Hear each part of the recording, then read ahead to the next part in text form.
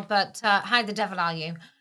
I just thought I'd comment on the apology, the very full and magnanimous apology issued by John Pesutto, and I graciously accept such an apology.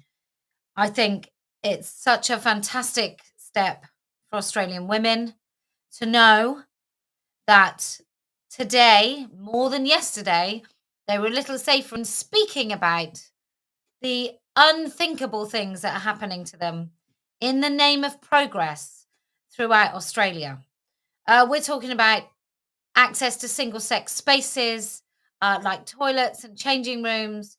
We're talking about wanting to speak up about the mutilation of children, about the eradication of their sexual function, about the gaslighting and silencing and intimidation of women right across Australia.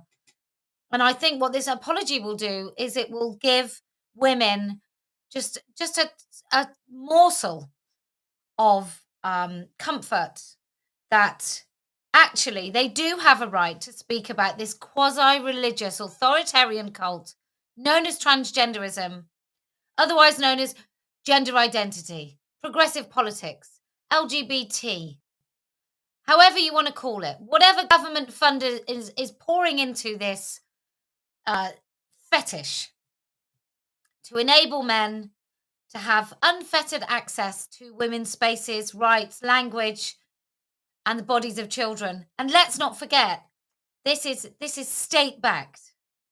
Australia's in a really terrible state, which is why we did let women speak in the first place.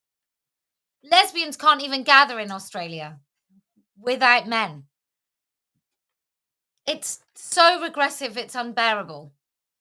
But what this apology has done today, and the fullness of the apology, and the assertion that it's right and proper that women in Australia can speak about their fears that this quasi-religious cult actually brings, that the Liberal Party and John Pesutto himself recognised the need to speak about violence against women and girls and so on. That's just a magnificent step forward.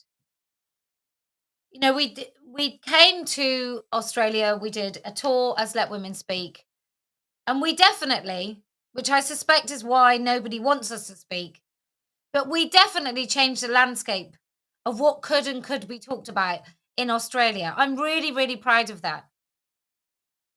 And I'm so extraordinarily proud of the speeches and the women that came bravely, courageously came out and spoke right across Australia.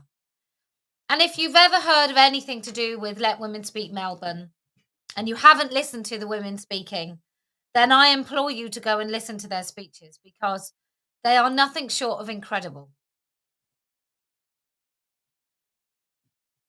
With John Pesutto's magnanimous apology, which, like I said, I'm so grateful for, in Australia now, it is a little safer to let women speak. I want to thank Bridie and Catherine at Alexander Rashidi Lawyers, who have been just magnificent throughout this time working on this case. It was a pleasure to work with both of them.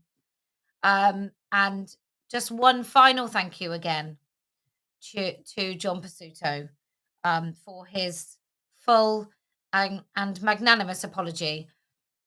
And to all the women in Australia, I hope you feel just a little bit more secure that whilst your government is intent on destroying every single morsel of progress that women have ever made in your country, and they are seeking to destruct the bodies of healthy children, that you are a little bit safer in raising your complaint and objection about this. And I wish you all the love and luck in the world.